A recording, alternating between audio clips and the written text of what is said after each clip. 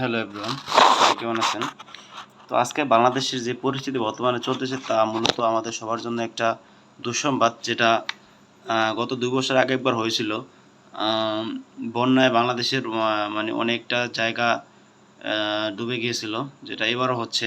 এবং এটা নিশ্চয়ই অন্য মানুষের কাজ এবং অন্য চক্রান্ত করে বাংলাদেশের মানুষকে এটা এই ভোগান্তির মধ্যে ফেলানো হচ্ছে।